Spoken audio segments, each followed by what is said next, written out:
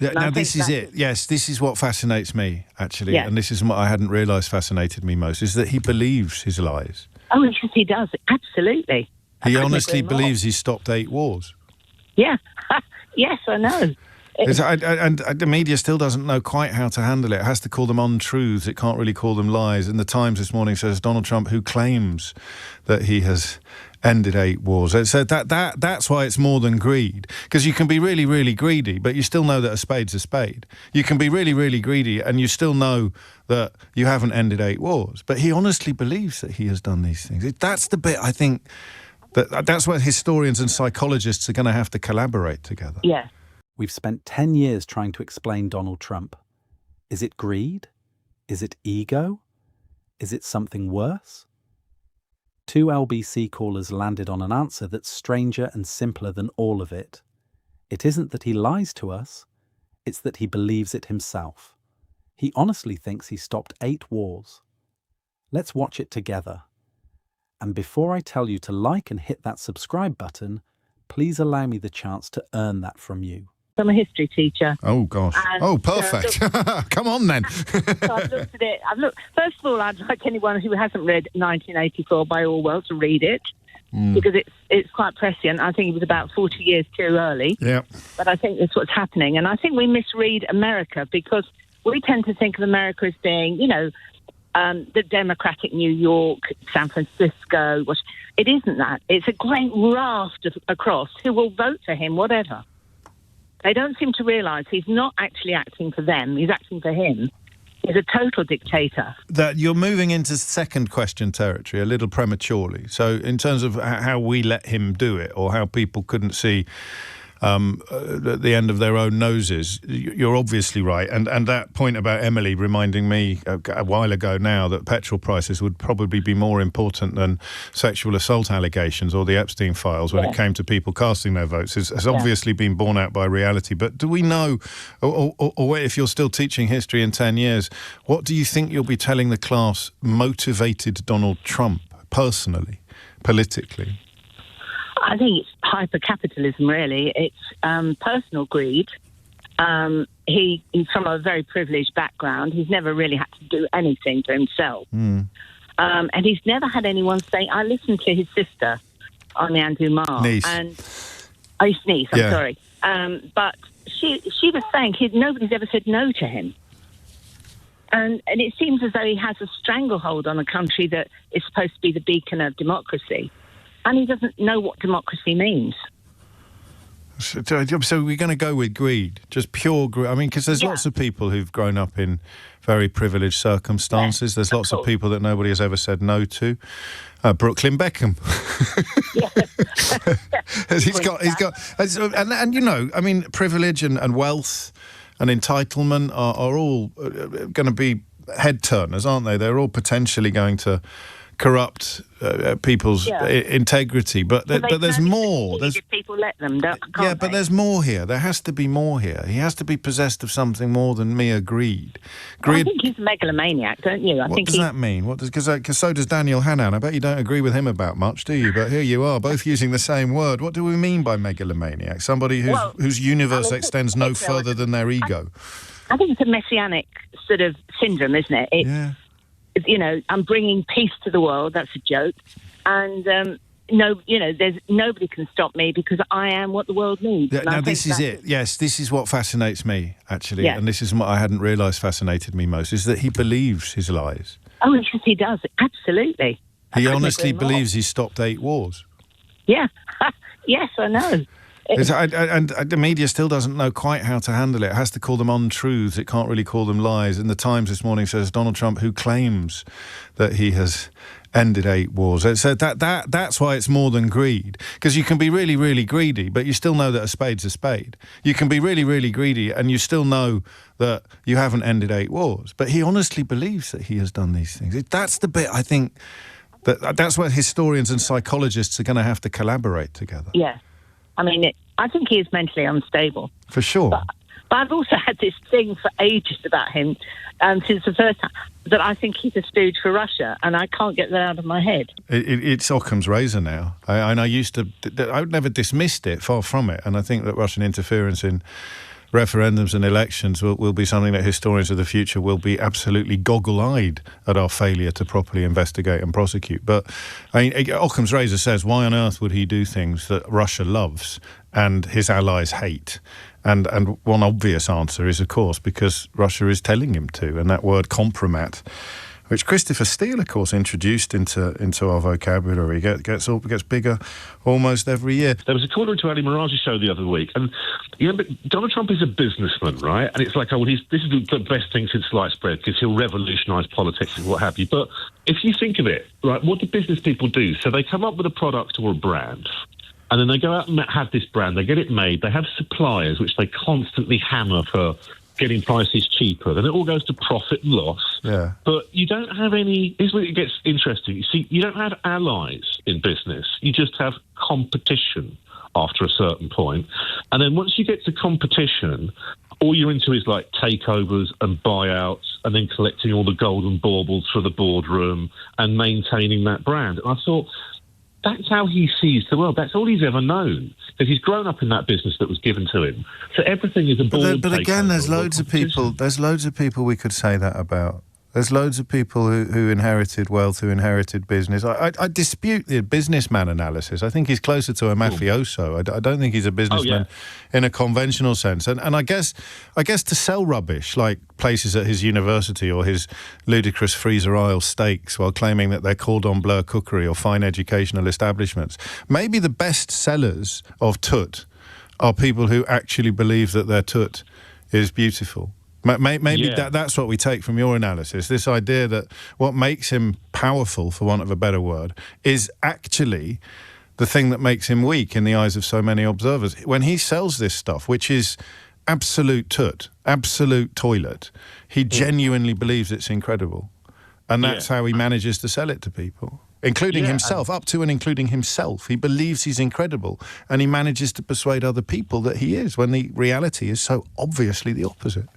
Absolutely, I reckon that, and also he's constantly been selling everything. He's got 1 million failed businesses under his belt. 6 bankruptcies, I think, and I mean, he's the only person I'm aware of who managed to run a casino that went bankrupt. Correct. And then we add into, obviously, his terrible character flaws, which we all know about. And I think you've got a really toxic mix. You've got a man here who believes in absolutely everything that he comes out of his mouth. That's the key bit. That I think that is... And again, after all these years of talking about it, it's amazing to stumble into something that feels fresh. He believes... And that only really hit home with me with the wars. And, of course, with the election. I just presumed he knew he lost the election, but his ego wouldn't let him admit it. But he thinks he won it. He genuinely thinks he won it. Yeah, absolutely. And if you've got a massive brand like that, and that's all you've got, I mean, he's so protective of it. He's, bankrupt all the time. He's gone, the banks won't touch him, so he goes to Russia to go and get his money. True. I mean, that if he's been close to having nothing so many times, he has to keep going, to keep that brand going. Because what else does he do? It's got his name on the building. Yeah. He can't just say, well, I'll start a grocery business. No, moving forward, and something is tied up in his psyche that needs this. It's a bit perhaps why he sticks gold leaf on everything and marble on everything, to mask the essential worthlessness in his core. You asked about what history will look at Donald Trump, and I think they'll look at him as the pinnacle of a political movement that started with Reagan and Thatcher, of individualism and neoliberal economics and libertarian politics, because he is the ultimate individual. He literally doesn't care what anyone else thinks. And that individuality... Reagan and Thatcher did. Yeah, they did, but they started the process. So he's like ended up... Can I say the B word? Can I say the B word to describe someone illegitimate on LBC, or is that word not allowed?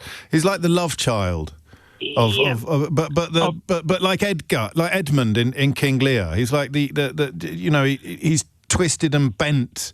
Because libertarianism, or at least that kind of capitalism of Thatcher and Reagan, doesn't necessitate something as hideous as Trump. It might create it, but it doesn't render it inevitable. But the growth of that has seen that it's more important for billionaires, individual billionaires, to have more money than it is for society to have enough money to fund a health service.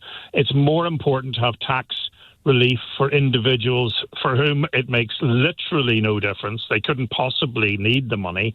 But the whole process, the whole visibility that we're seeing of the right now is that it's all about the individual, and he is the ultimate individual. I mean, he doesn't care what the people around him thinks. He doesn't care about other world leaders think.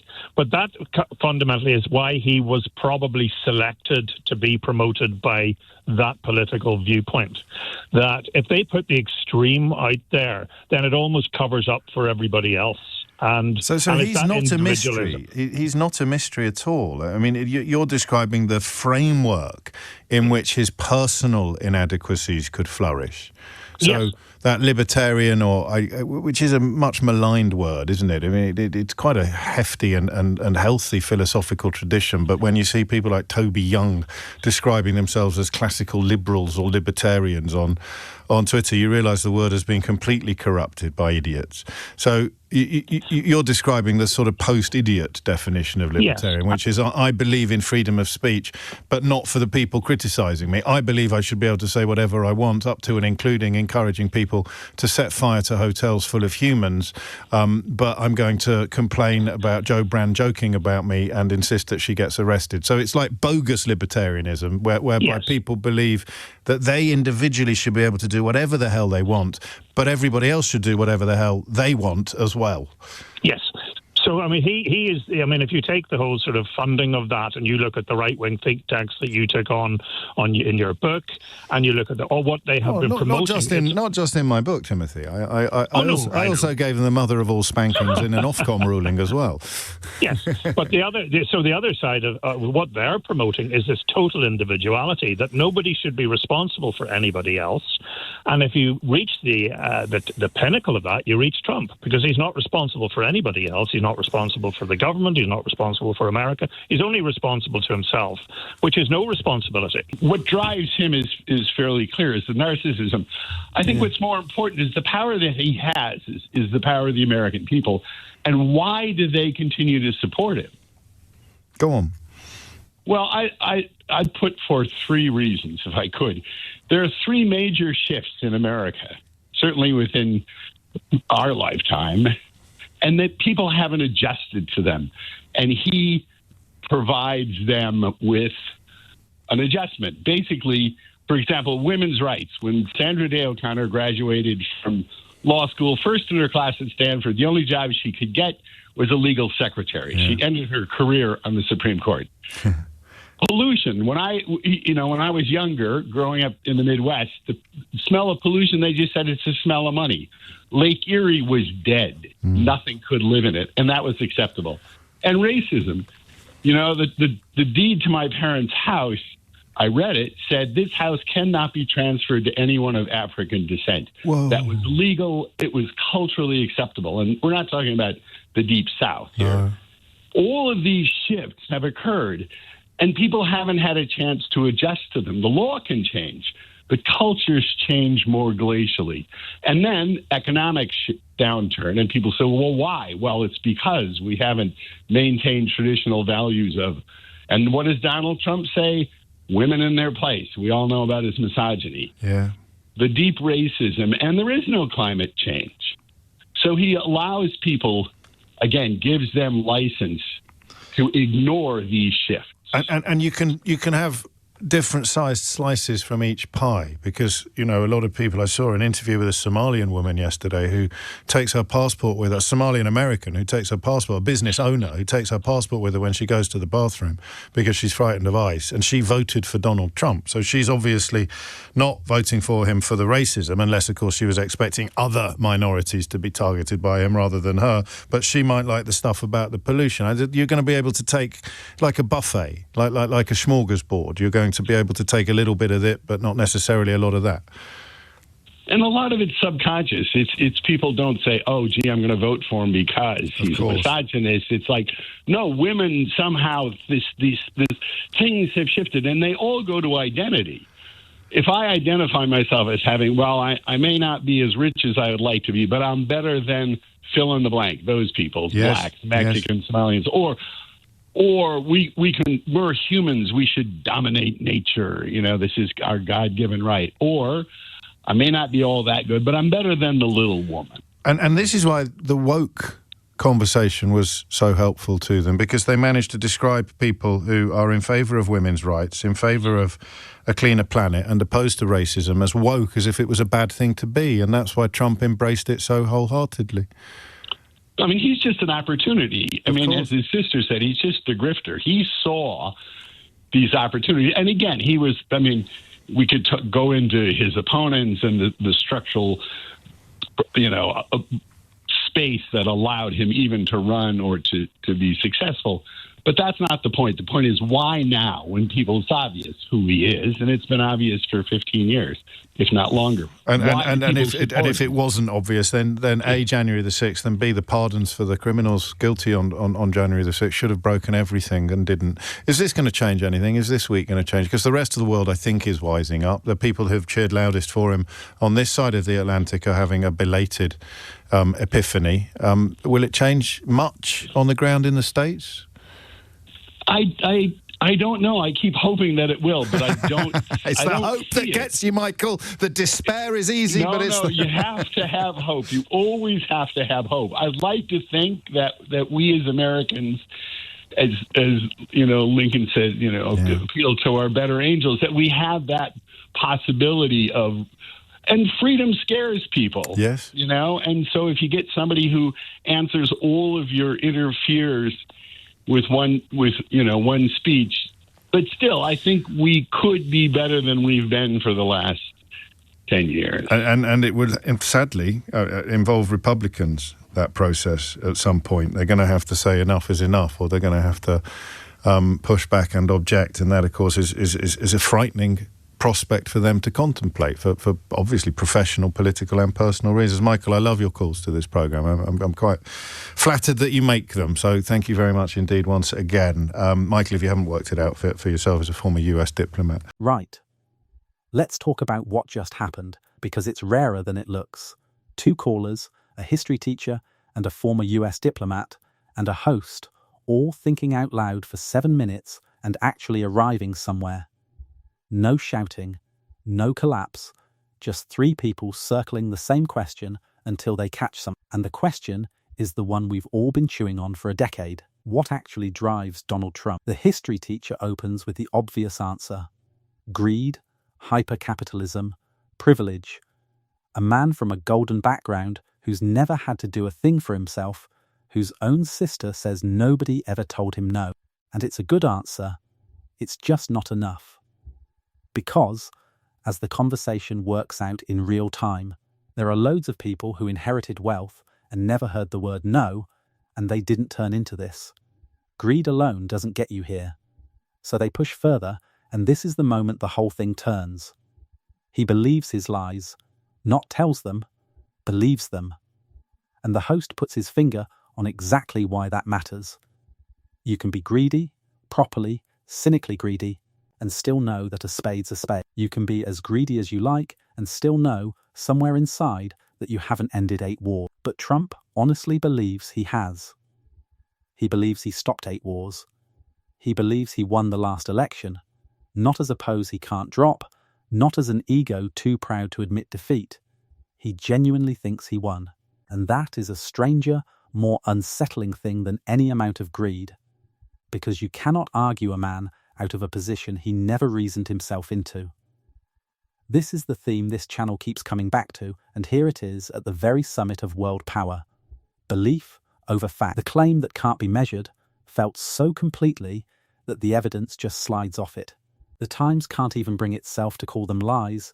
The callers notice it has to say Trump, who claims he ended 8 wars. Because a lie is something the liar knows is false, and nobody's sure he does. That's the bit the host says feels genuinely fresh after 10 years of talking about the man. The historians and the psychologists, he says, are going to have to sit down together on this one. And then the diplomat, Michael, does something clever. He takes all that and says, fine, but then he's not a mystery at all. You've just described the framework in which a man like this could flourish.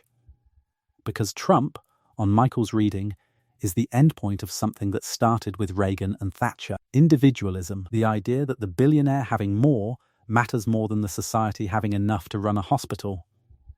Push that far enough, and you reach a man who is responsible to precisely no one. Not his government, not his country, only himself, which is another way of saying no responsibility at all. He isn't a freak of nature. He's the logical conclusion of a machine that's been running for 40 years. And notice where Michael points the blame, because it's the other half of this channel's theme. Anger aimed downward. The whole trick of the last decade, he says, was taking people who wanted women's rights and a cleaner planet and less racism and rebranding them as woke. As if wanting those things were the embarrassing position. Get people resenting their neighbour, resenting the person one rung below them, and they never look up at who's actually funding the think tanks and pocketing the tax relief. Trump didn't invent that. He just believed in it harder and louder than anyone else.